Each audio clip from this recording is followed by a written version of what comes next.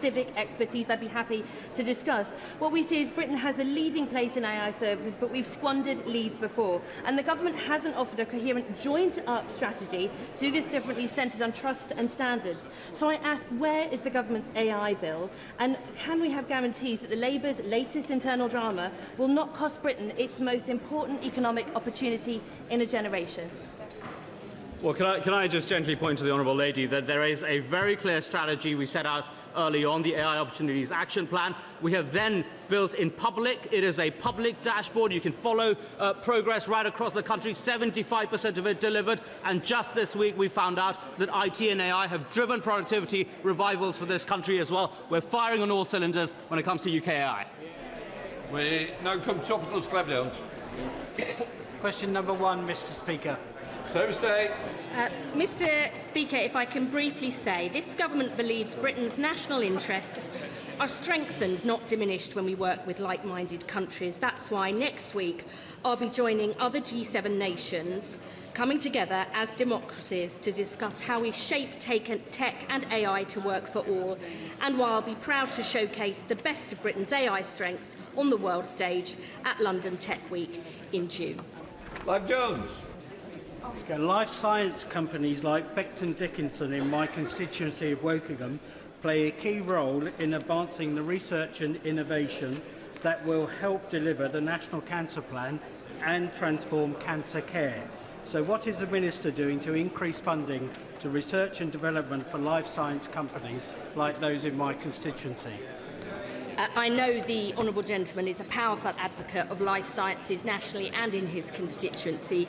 We see them as one of our greatest national assets, not only helping to save lives but drive jobs, growth and innovation. I'm very proud that this government has put in the largest ever investment into research and development, including into life sciences, and that we are investing £730,000 supporting 7 projects in Wokingham, because we know that's good for his constituents and the country.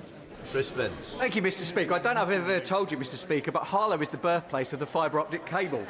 I want children in Harlow to feel confident they can get the brilliant jobs of the future that tech can provide them. So can I ask the Secretary of State what she's going to do to make sure that happens? We want to ensure people from all walks of life and in every part of the country can seize the opportunities that tech and AI bring.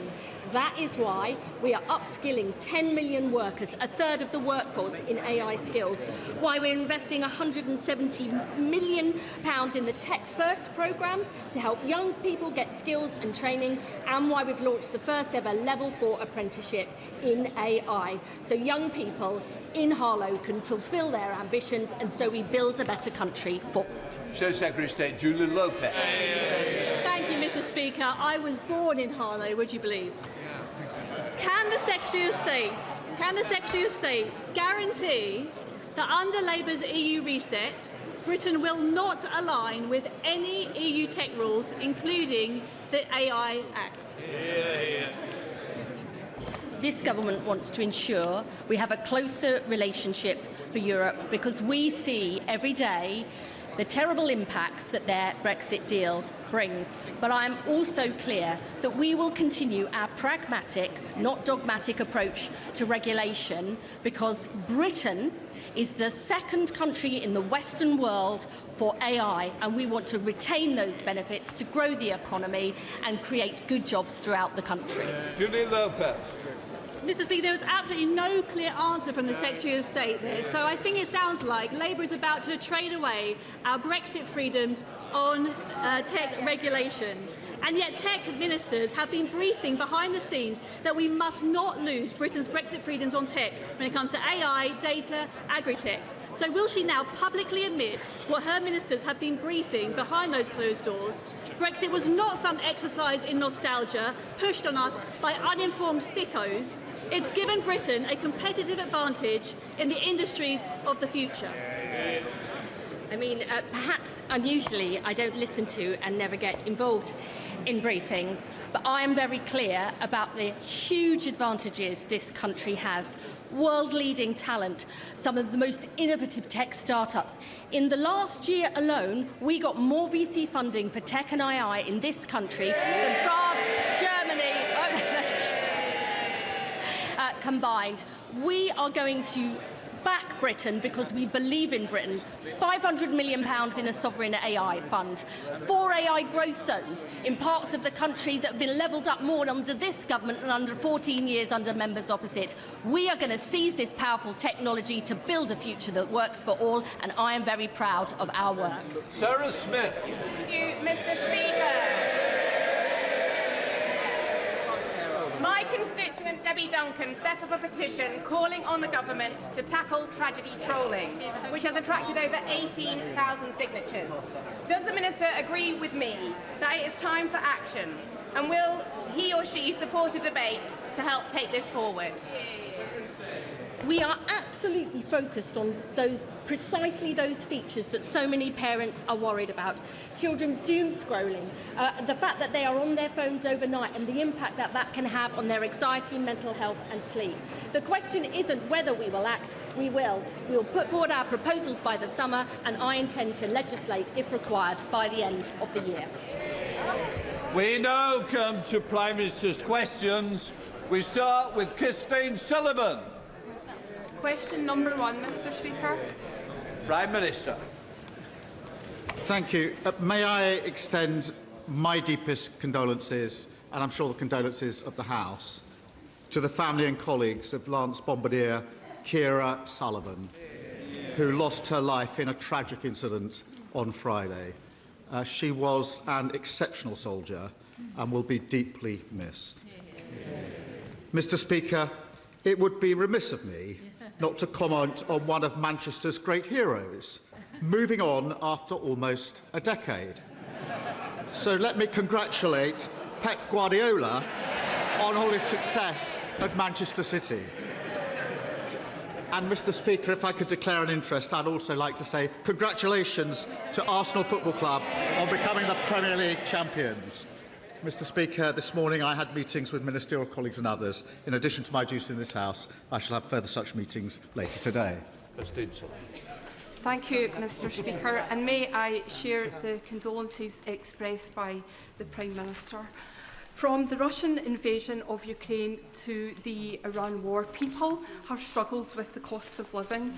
In my constituency of Bathgate and Linlithgow, in the heart of Scotland, road travel and logistics are key to everyday life and local industry, with the Road Haulage Association headquartered in Bathgate. What reassurance can the Prime Minister offer my constituents that this government will tackle household bills and business cost pressures? Well, families across the United Kingdom are facing impacts of a war that we did not choose. So it's welcome news today that inflation is falling. Mr. Speaker, there is more that we can do, and I can announce today that we're giving our hauliers a 12-month road tax holiday, helping to keep prices down. And we're backing drivers by extending the freeze in fuel duty for the rest of the year. This is possible because of the decisions taken by the Chancellor, making us the fastest growing economy in the G7, and she will set out further action tomorrow. Mr. Speaker, this is not our war, but while the parties opposite wanted to jump into it, Labour will always protect working people. Leader of the Opposition, Kemi Beno. Thank you, Mr. Speaker.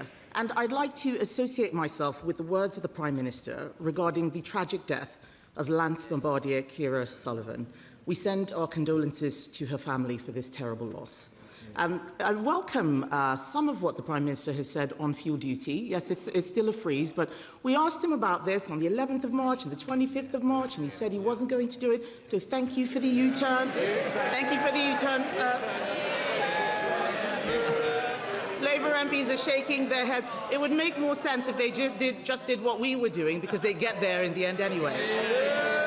But, Mr. Speaker, yesterday, Labour MPs voted to ban new British oil and gas licences. Why?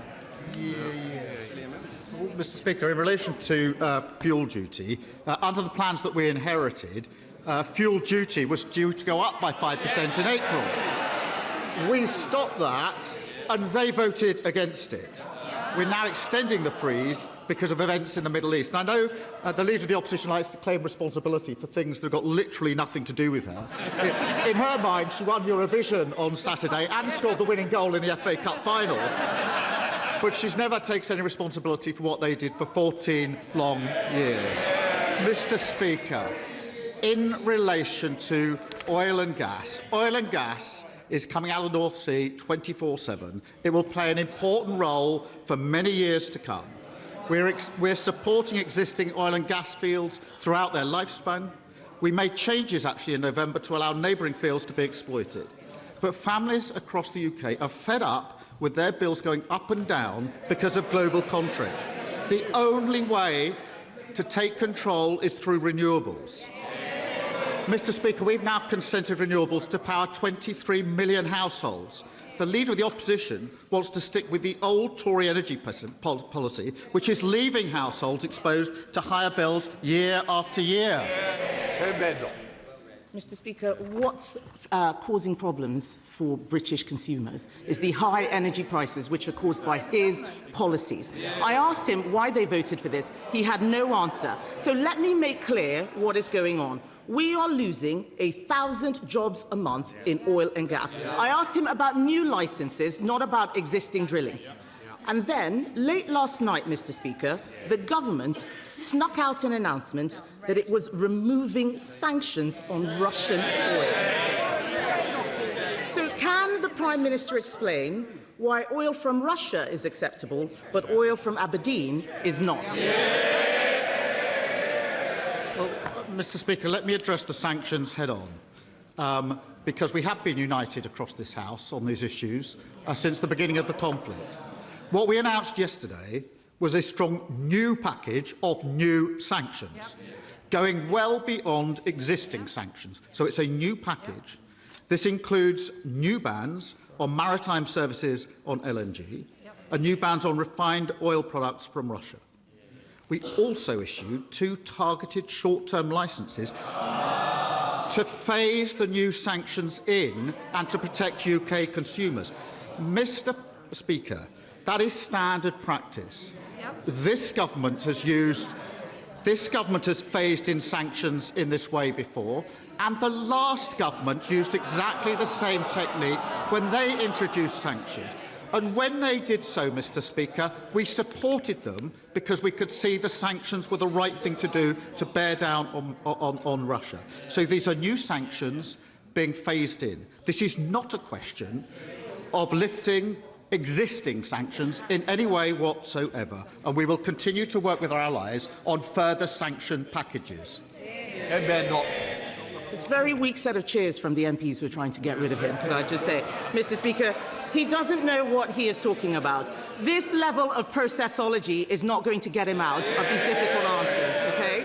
Let me tell him what is going on. Labour are giving money to Russia, Reform are taking money from Russia. There's only one party that is standing up to Russia, and that is the Conservative Party.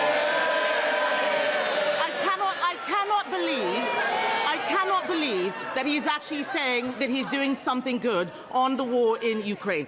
What's he talking about? This morning, Ukraine's sanction chief disagrees with what the Prime Minister's approach is. That's what Ukraine is saying. In March, when the United States eased sanctions on Russia, the Prime Minister said all partners should maintain pressure on Russia and its war chest. The Prime Minister said our sanctions remain, and there is no question about that. What's changed? I really think on an issue of this importance, which is about further sanctions on Russia in relation to Ukraine, it is really important that the position is not misrepresented. Exactly. This is a new package of sanctions. None of the existing sanctions are being lifted in any way. So this is not less pressure on Russia, it is more pressure on Russia. More pressure than there was the day before yesterday, more pressure than there was under the last government. What is happening is that those sanctions are being phased in a way which was used by the last government when they introduced new sanctions. We bothered to do the processology and work out what we were doing and supported it because we could see that it put more pressure on Russia. Similar methods are used by other countries. They are done because of the impact on the market and to protect UK consumers. These are new sanctions putting more pressure on Russia, and I think if she'd done her homework, she'd actually support us on this. Mr. Speaker, being patronising is not a substitute for understanding policy. And I've heard this term. Mr. Speaker, I've heard this tone before. This is the same tone he used during the Mandelson scandal, and they were all cheering, and then it turned out that he was wrong, wrong, wrong. He says that other countries are doing this. The EU is not doing this. Let me make it clear. I know it hurts him to hear it. He is now choosing to buy dirty Russian oil. That money will be used to fund the killing of Ukrainian soldiers. Isn't he ashamed? I really think that to misunderstand and misrepresent what is happening, this is a very serious issue where we're working with others. These are new bans. They're new sanctions. They're new bans on maritime services on LNG as of yesterday. They're new bans on refined oil products from Russia as of yesterday. They are being phased in the same way that previous sanctions regimes have been phased in, exactly in the way the last government did and we have done. Other countries do exactly the same. The EU has its own way of doing it. Australia and Canada have their own way of doing it. And to play party politics on Ukraine, where we have stood firm, and the only people that benefit when we play party politics in here on Russia and Ukraine is Putin.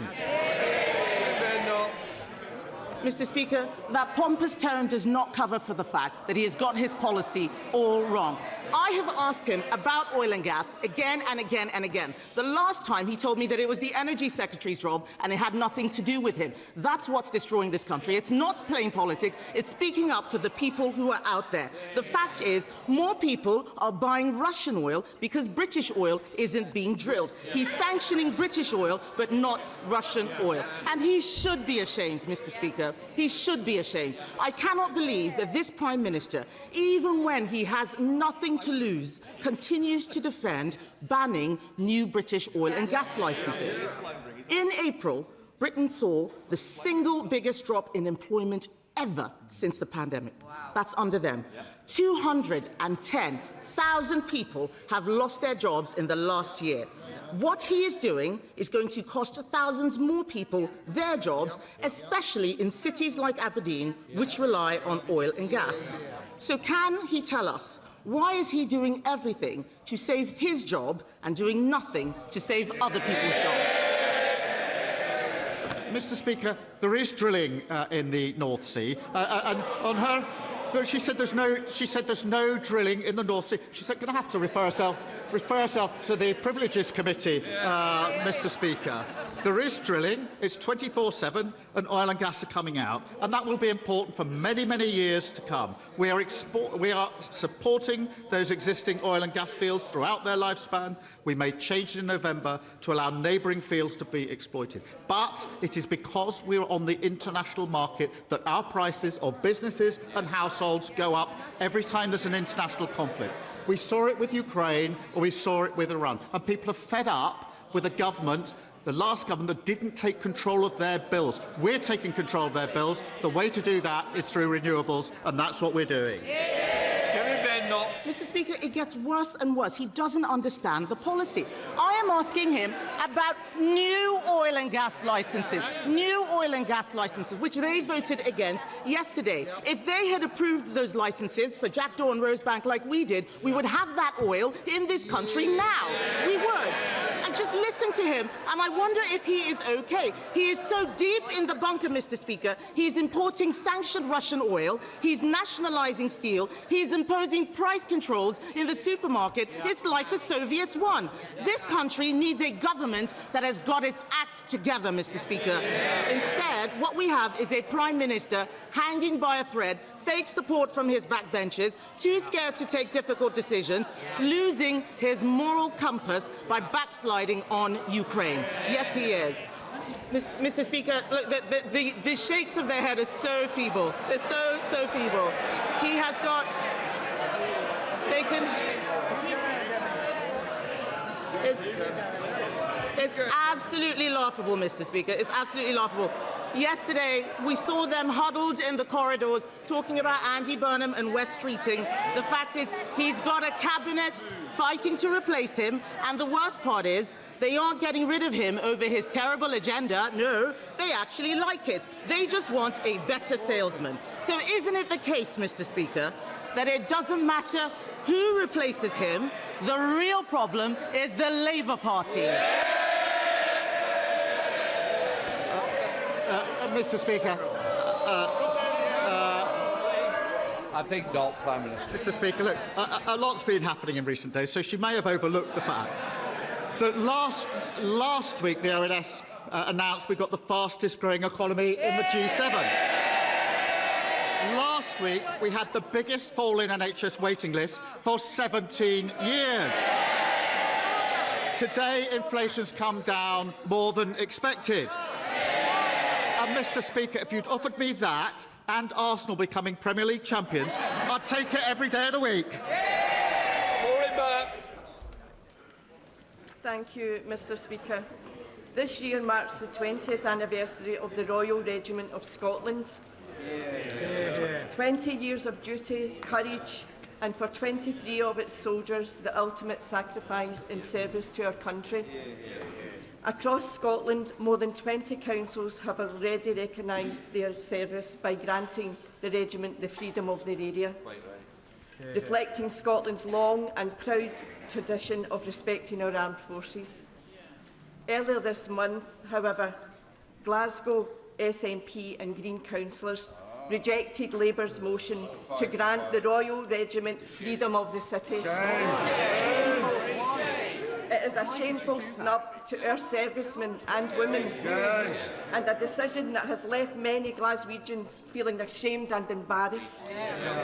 Does the Prime Minister agree that this is an insult to those who serve, and will he join me in urging Glasgow City Council to reconsider?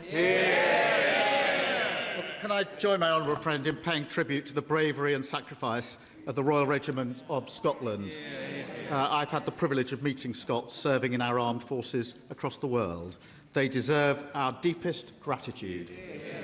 I cannot understand how the SNP and Greens have arrived at this decision, particularly when Glaswegians have contributed so much to the Royal Regiment. It's not too late to do the right thing, and I'd urge them to reconsider. Leader of the Liberal Democrats, Sir Ed Davey.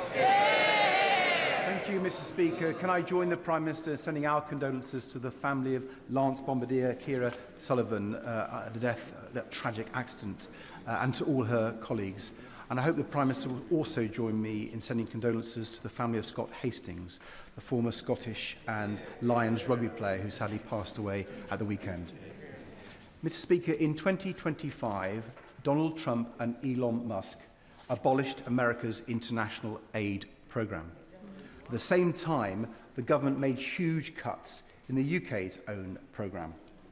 We now see a dangerous outbreak of Ebola in Central Africa, and many people fear it's going to spread and get much worse. Yet there are rumours across Whitehall that the Prime Minister is planning further cuts to Britain's international aid programme this year. Will he today rule that out entirely? Mr. Speaker, he raised a very important issue in relation to Ebola and Africa, and obviously we're working at pace and with others in relation to that issue. We did take a decision in relation to aid in order to fund defence spending because we needed to increase defence spending, but we are committed to our overseas aid, and we mitigated that with some of the measures that we put in place. Mr. Speaker, I'm not sure if the Prime Minister completely ruled out further cuts to the international aid programme. And with defence chiefs this week writing to the Times saying cutting aid for defence is a mistake, I hope he and his ministers will rule that out today. And if he doesn't, I hope Labour Party members will ask all the Labour leadership candidates their position on the future of Britain's aid programme. Mr. Speaker, in the past few days, two of those Labour leadership candidates, the right honourable gentleman, the member for Ilford North and the Mayor of Manchester, have ruled out any support for Britain joining the UK customs union with the EU, despite the fact that it would boost growth and help us cut the cost of living. Is the Prime Minister relieved that he has finally something that he can agree with his colleagues on? Mr. Speaker, in the last 2 years I've been negotiating serious trade deals which are vital for our most important sectors of the economy. They're trade deals with the EU, but also with India, North Korea and the United States. And I remind him of the value of those deals. Before the deal with the United States, I went to JLR in Solihull and I talked to the workforce there. They were worried sick about their jobs and the jobs of their communities. When we agreed terms, I went back to JLR because of the deal we got with the EU, because their jobs, thousands of jobs, were safeguarded. His approach would throw all that away. He would have to go and see those workforces and tell them their jobs are gone. I'm not going to do that. What happened?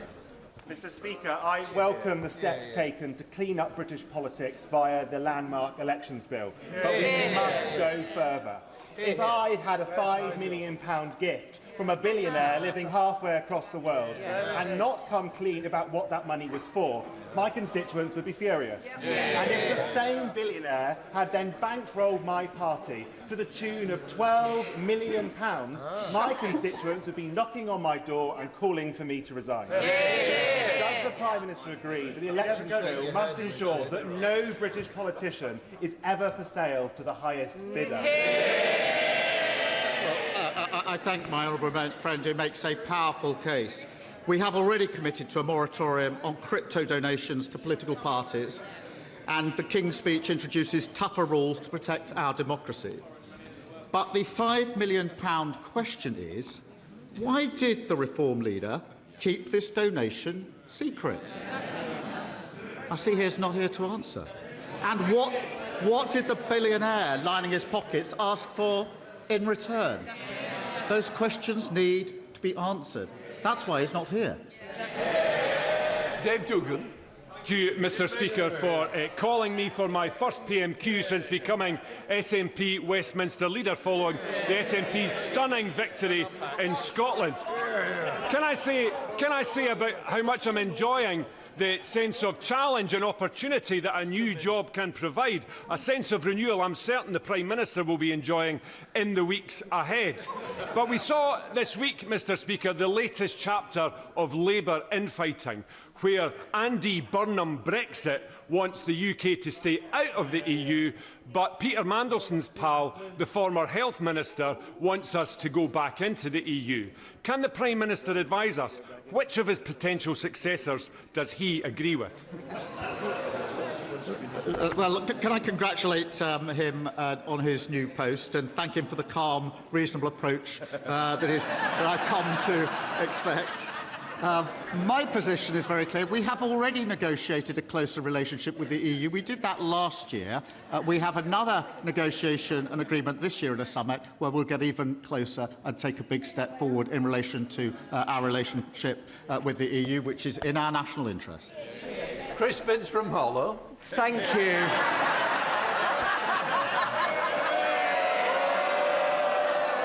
Thank you, Mr. Speaker. And the Prime Minister will be pleased to know I'm going to ask him a question about his favourite topic, which is football.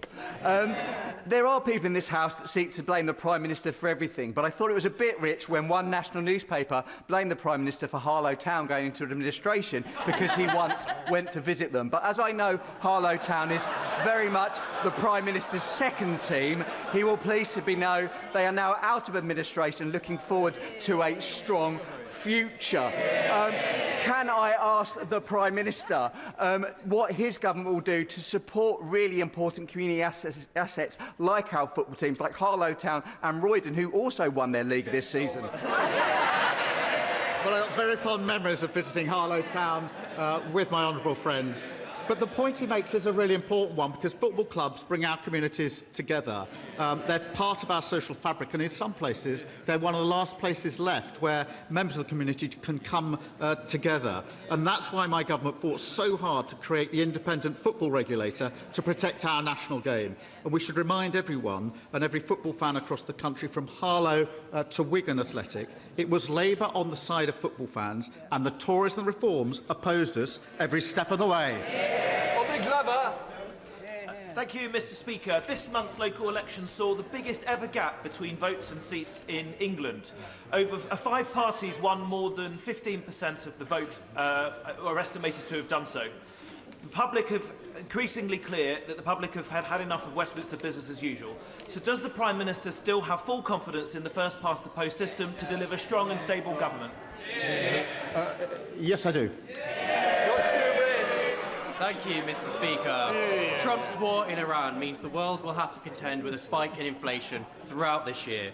Many of my Cannock Chase constituents struggle to afford their weekly shop, whilst our farmers struggle to make a living producing what goes on the shelves. Labour governments should always be on the side of working people, whether they are in the supermarket or on the farm. If we aren't, we will not be forgiven. Will the Prime Minister follow the example of our European neighbours, including Ireland, and bring in a package of support for our farmers to help them stay afloat and protect our constituents from the worst of Trumpflation? Mr. Speaker, before I answer that, I've just been handed a note saying that I inadvertently said we did a trade deal with North Korea rather than South Korea. That would be breaking news and not very good. So, before I'm referred to the Privilege Committee, can I correct the record, Mr. Speaker, in that regard? It was a slip of the tongue, but a pretty unfortunate one. In relation to the question, families and farmers are rightly frustrated about being impacted by a war that the UK didn't start. We're protecting working people is our priority. And today, Mr. Speaker, we're cutting red diesel costs for farmers by a third, delivering the lowest rate for 20 years. That's alongside a record £11.8 billion on farming budget and a new national programme to redistribute surplus food. We'll make sure no one in this country goes hungry. And I can confirm the Chancellor will make further announcements tomorrow. Hannah Spencer. Thank you, Mr. Speaker. Well, in Gorton and Denton, we have to pay full price for a pint. But here, for some reason, it's cheaper, and some MPs drink before voting. And that really shocked me when I came to Parliament, because it is our workplace. Now, does the Prime Minister agree with his own MPs who've defended their right to drink cheap alcohol at work? Or does he agree with me that MPs shouldn't be drinking on the job, given that we vote on huge things like the climate crisis, disabled people's rights, housing, child poverty?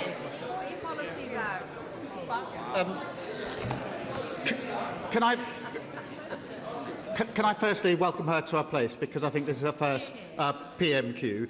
Look, there are going to be different views on whether people should be able to enjoy a drink here or not. But I think we can agree that the majority of people in this country want an economy that works for them, public services that are there when they need them, and every child going as far as their talent or ability will take them. But the only way to deliver that is through a Labour government, as we are doing. And I know the Greens think that their leader walks on water. It turns out that he just lives on water and doesn't pay his council tax.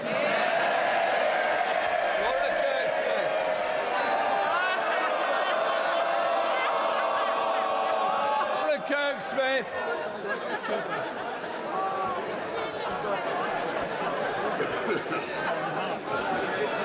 Thank you, Mr. Speaker. On a more serious note, sometimes we all have those meetings with constituents that really stick with us. For me, it was the lady who came to my surgery and told me about the character AI chatbot that had groomed her 12-year-old son. The chatbot turned him against his school, against his parents, made sexual advances, and even suggested that the bot and the boy might meet in the afterlife. Since this happened last year, I have been on the case with the government, and I'm pleased that we've taken new powers to regulate AI services. But still, every day, more young people are being harmed in this way, and they won't be safe until the tech companies can no longer access them in this way. So can the Prime Minister tell me how and when he will act to finally make the online world a safe place for our children? The story of her constituent is deeply concerning. I thank her for raising it. It underlines why we must and we will act. We have already acted by shutting legal loopholes, so AI chatbots must abide by the Online Safety Act. But we have obviously got to look at what further measures we can take, including age-related bans, restricting children's use of chatbots, and stronger parental controls. And I am meeting parents, teenagers and civil society later on this afternoon to discuss further stronger protections for children. We'll make sure that she is updated on those steps. Alison Griffiths. Thank you, Mr. Speaker. At 19, I was in a coma after contracting bacterial meningitis. I lost 70% of my hearing and needed open-heart surgery.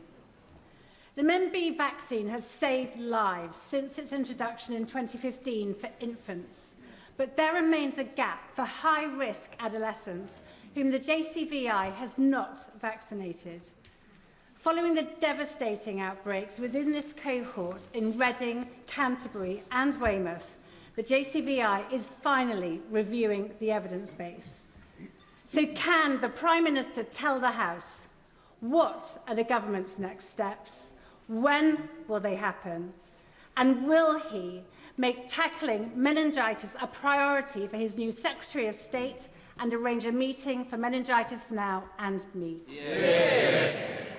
Yes, I will do both of those things. And can I thank her for raising her own experience here to highlight the issue. I think the thoughts of the whole House will be with families and friends of the young person who died. Can I thank all the public health specialists working in Reading to make sure those affected are receiving appropriate treatment. And her question reminds us that vaccines do save lives, and we must do everything we can in relation to that. Debbie.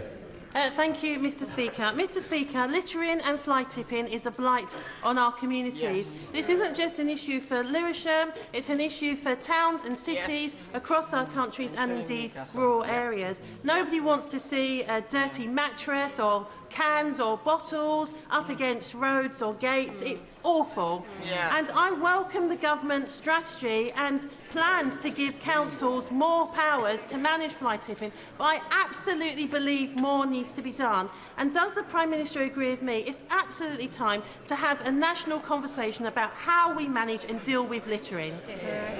Well, can I thank her for raising this, because the government is cracking down on disgraceful waste criminals. Mr. Speaker, that includes tougher penalties for fly tippers, including service in clean-up squads and potentially losing their driving licence, more powers and funding for the Environment Agency, and stronger checks across the industry to tackle fly tipping at its source. Thank you, Mr. Speaker. The Gallows Brook in my constituency has the highest concentration of forever chemicals in the country. The BBC reports today that the concentrations are 47,000 times higher than the environmental quality standard, yet the Environment Agency has no plan for regular monitoring. A stream flows through the garden of my resident, Lee. She has suffered from ill health for 8 years. She took chickens, they have died. She had a dog, it developed a tumour and died. She's concerned that she may be poisoning her neighbours when she gives them vegetables. Will the Prime Minister agree for the Environment and Health Secretaries to meet with me and my constituents to explore what more can be done? Yes, I will, and I thank him for raising that, and I'll make sure that the detail is looked at and that appropriate steps are taken. Can I also take this opportunity through him to mark the tragic anniversary of the devastating fire in his constituency? And I know the thoughts of the whole House remain with the families and colleagues of Martin, of Jenny and of Dave, and I know he's done a lot to support them. Mr. Speaker, a stroke happens every 5 minutes. That's 6 lives changed in the time that we have been sat in this chamber. 2 years ago, when I was sat in this chamber, my husband suffered a stroke. We know that when it comes to the right care and treatment, every single second counts. We know firsthand why the work of the Stroke Association is so important, ensuring that everyone knows the signs and symptoms, because when a stroke strikes, acting fast matters.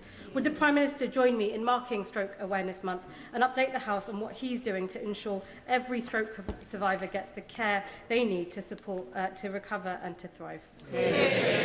My honourable friend raises an important issue, and government is investing in our NHS to make sure that every second counts. I know her husband, and I know the impact that this had on him and on her and their wider family. And can I thank her for raising such a personal issue in this chamber to highlight this point. Because of the choices we've made, ambulance response times are at their fastest for 5 years, and we're investing £10 billion to innovate technology and transformation, with the NHS already using AI to cut treatment time for stroke patients by an hour and tripling full recovery rates. Mr Mandel. Thank you, Mr Speaker. For clarity, does the Prime Minister agree with Andy Burnham when he says we should rejoin the European Union? Or does he agree with Andy Burnham when he says we shouldn't rejoin the European Union?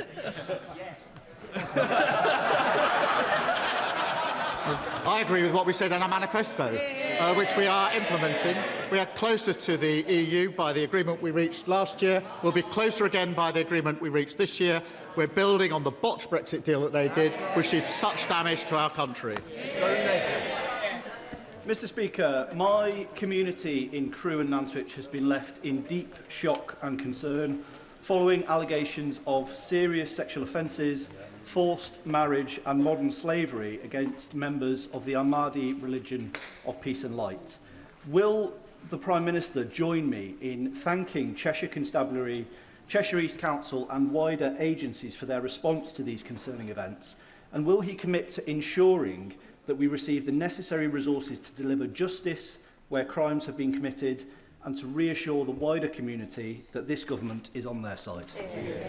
Well, thank my honourable friend, and I'm grateful to all the agencies involved in enforcement action, including Cheshire Police. It is vital that local public services get the funding that they need, and that's why we've increased Cheshire's police budget by over £15 million. Mr Speaker, and we've recruited 3,000 more neighbourhood police officers while bringing forward wide-ranging reforms to ensure that everyone has access to swift and equal justice. Sarah Olney. Thank you, Mr Speaker. I'm sure the Prime Minister will join me in congratulating the 54 Liberal Democrats who won all 54 seats on Richmond-upon-Thames Council at the recent local elections. But would he also agree with me that first-past-the-post system that produced this result doesn't give our communities the representation that they voted for, and that this failure to respond to voters' preferences is fuelling disengagement with our democracy? Will the Prime Minister declare his support for changing electoral systems in the UK to ensure that every vote matters? Well, I'm really sorry. The answer is no, and I can't bring myself to congratulate the councillors, so I apologise.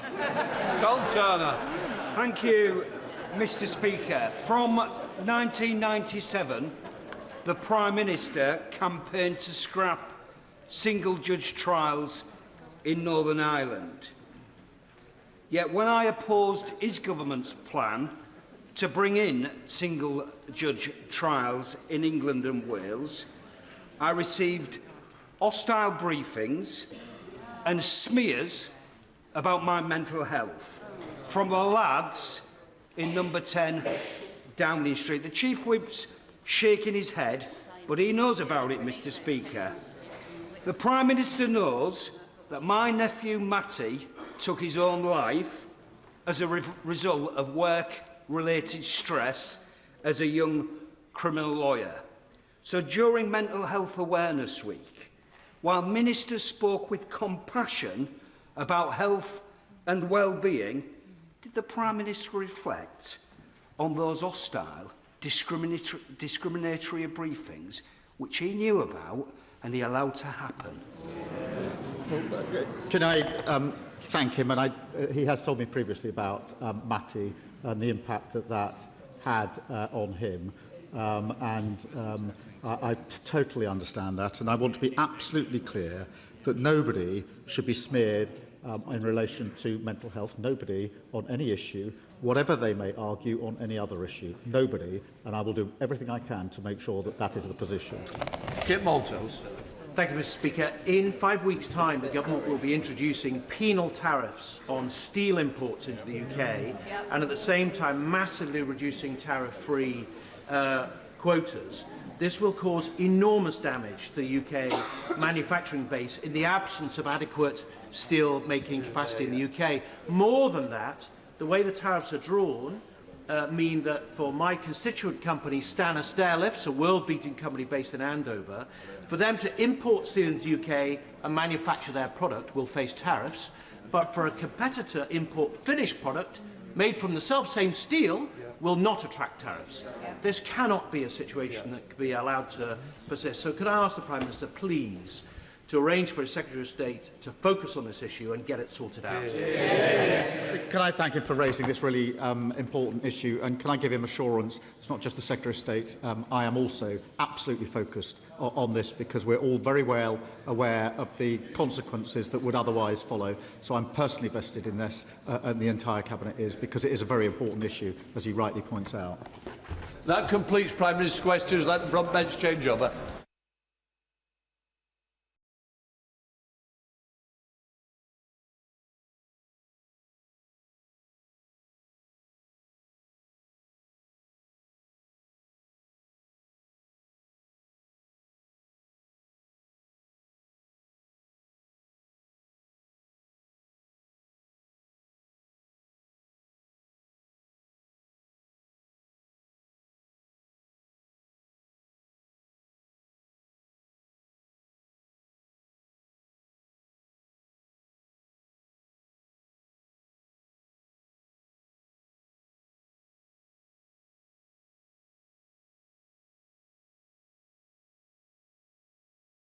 Right, we now come to the urgent question. Shadow Secretary of State, Andrew Boy. Thank you very much, Mr. Speaker. To ask the Secretary of State for Business and Trade to make a statement regarding the government's decision to issue general trade licences for sanction-processed oil products prohibited under the Russia Sanctions EU Exit Regulations 2019. Minister. Mr. Speaker, Putin must never be allowed victory in Ukraine. And we will do everything we can as a government and as a country to debilitate and degrade the Russian war machine. That is precisely what our sanctions regime is designed to do. We've sanctioned more than 3,300 individuals and organisations and hundreds of shadow fleet tankers. It's as tough a sanctions regime as any in the world, and we are proud of it. I want to make it absolutely clear that our sanctions regime today is tougher than it was yesterday or last week. In fact, thanks to the Russia Sanctions EU Exit Amendment Regulations 2026 statutory instrument, we will, for the first time, from today, for the first time, ban the import not only of uranium, but also the import of Russian oil products processed in a third country. We are not lifting any existing sanctions at all. We are, like other countries, phasing in these sanctions, which is why, in the light of the situation in the Middle East, we have issued a targeted, temporary licence to allow the continued import of diesel and jet fuel. These licences are temporary and targeted. We will review them regularly and repeatedly, and will suspend them as soon as we possibly can. As a result of all of the measures that we have taken, there will be less Russian oil on the market, not more. Russia will be poorer, not richer, and Putin will be weaker, not stronger. Thank you very much, Mr. Speaker. Mr. Speaker, in its 18th packet of sanctions in January this year, His Majesty's Government prohibited the import of Russian petroleum products produced in third countries from Russian oil, obliging importers to provide proof of the origin of oil used in petroleum product production. Yet yesterday evening at 7 p.m, Whilst we in this very chamber were debating the future of our own North Sea oil and gas industry, and Labour MPs were being equipped to vote against new oil and gas licences in the North Sea, the government slipped out an announcement that general trade licence for sanctioned processed oil products now permits certain activities prohibited under the Russian sanctions regulations 2019, such as the import of diesel and jet fuel to the UK. In other words, Mr. Speaker, this government has rolled back on its commitments to Ukraine and given the green light to purchase Russian oil from third countries, while at the same time as they were whipping their MPs to vote to shut down our own oil and gas production. The exact same time. It's an absolute disgrace, and they should all be utterly ashamed of themselves. What message does this send the international community? What message does this send the people of Ukraine? And what message, Mr. Speaker, does this send to our workers in our own North Sea oil and gas industry, which is being crushed by the misguided eco-zealotry of the Secretary of State for Energy Security and Net Zero? And also, Mr. Speaker, we are not only rewarding the thuggish and criminal behaviour of the Russian state, we are punishing ourselves and the skilled workforce here in the United Kingdom. And who loses out, Mr. Speaker, whilst we signal to Russia that we are willing once again to buy their oil? The British people, Mr. Speaker. We are seeing 1,000 job losses in oil and gas in the UK every single month, losing out on £25 billion in tax revenue over the next 10 years, which we could be investing in our public services. Just yesterday, Mr. Speaker, I pointed out that Moscow would be celebrating the useful idiots opposite, and today the government has proved my point. According to the government website, where the announcement was made yesterday, the Secretary of State does have the power to vary, revoke or suspend this licence at any time. So can the Minister say if the Secretary of State will consider this decision? Can I ask the Minister why he believes that increased reliance on foreign imports improves British energy security? What alternatives did the government consider? And who on earth is in charge of our energy security? The Energy Secretary, the Prime Minister, or is it Vladimir Putin? Mr. Speaker, first of all, I think the member must have missed the fact that there was a statutory instrument which implements the ban on refined Russian crude oil products processed in a third country for the first. My honourable friend is right, follow the money. And I am highly aware of that, and we are determined to act. My right honourable friend, the member for Edinburgh South, is actually chairing the Digital Advertising Task Force, which is a joint effort between DCMS and DCIT to look at precisely. My honourable friend is right, follow the money. And I am highly aware of that, and we are determined to act. My right honourable friend, the member for Edinburgh South, is actually chairing the Digital Advertising Task Force, which is a joint effort between DCMS and DCIT to look at precisely these issues, because we want to make sure that illegal and harmful content isn't rewarded. Mr. Speaker, when a child views an inappropriate image online, they can't unsee it. I have been horrified recently with the number of parents coming to me about inappropriate ads popping up on kids' digital games. Would the Minister agree to meet with me? Some of these images are absolutely horrendous, and children are viewing them at a very early age. Would the Minister meet with me to discuss this ongoing issue? I or one of my ministers will absolutely meet with her.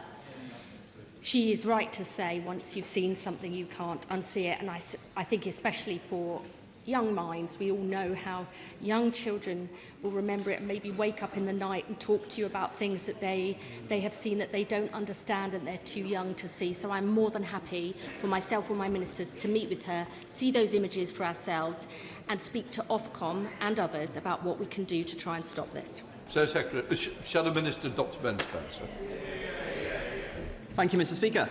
So, does she regret having been forced into a ban on social media for under-16s in the Children's Wellbeing in Schools Act and not committing to it in the first place or introducing a bill in the King's Speech? No. Charlie Joest. Question number 2, Mr. Speaker. Joconvar, Mr. Clowey. DCIT ministers regularly meet representatives from science and technology communities. The UK has seized the moment. In AI, in quantum, in semiconductors, we will keep building British sovereign strength and alongside it work with allies across the European Union. Charlie Joest.